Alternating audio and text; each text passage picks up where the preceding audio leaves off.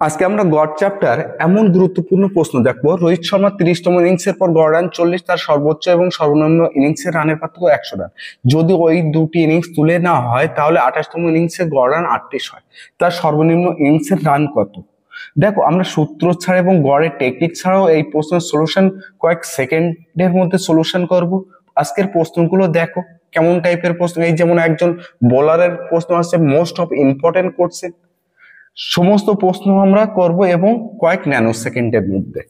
তো দেখো, first question, একটি ক্রিকেট টিমের 11 জন খেলোয়াড়ের গড় বয়স 20 বছর। যদি কোচের বয়স যোগ করা হয় তাহলে বয়সের গড় 10% বৃদ্ধি পায়। কোচের বয়স কত?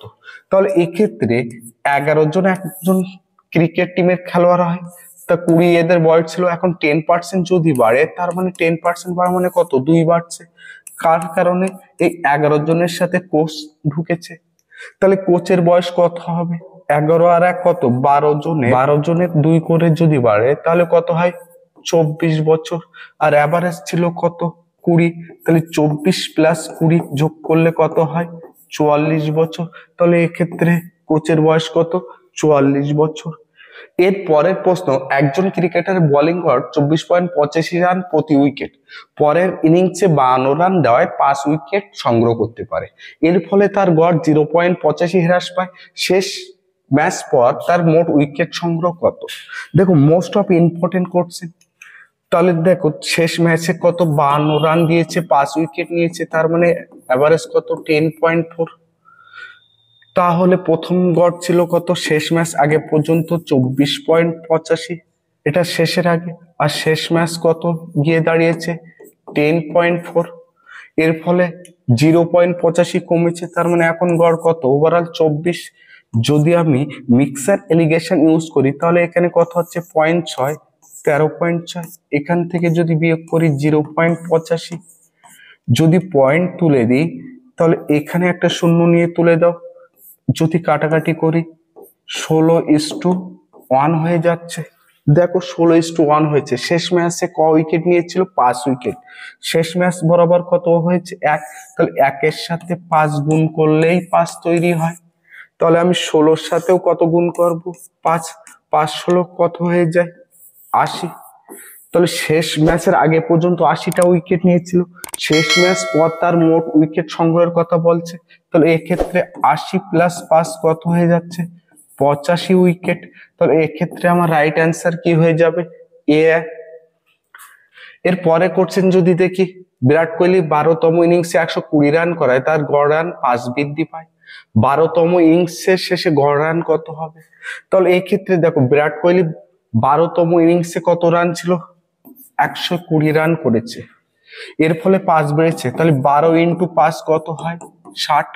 তাহলে 120 থেকে 60 যদি বিয়োগ করো তাহলে কত হয়ে যাচ্ছে? 60। বলেছে তার গড় রান 5 বৃদ্ধি পায়। 12তম ইনিংস শেষে তার গড় রান কত হবে? 60 তার আগের গড় রান ছিল। তাহলে 12তম ইনিংসের পর তার গড় রান কত হয়ে যাবে? 60 প্লাস 5 কত হয়ে যাচ্ছে?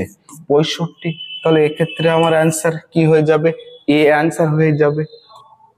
এর পরের মোস্ট অফ ইম্পর্টেন্ট কোশ্চেন দেখি, যদি দেখি, রোহিত শর্মা 30তম ইনিংসের পর গড় রান 40, তার সর্বোচ্চ সর্বনিম্ন দুটি ইনিংসে পার্থক্য 100। যদি ওই দুটি ইনিংস তুলে নেওয়া হয় তাহলে 28তম ইনিংসে গড় রান 38 হয়।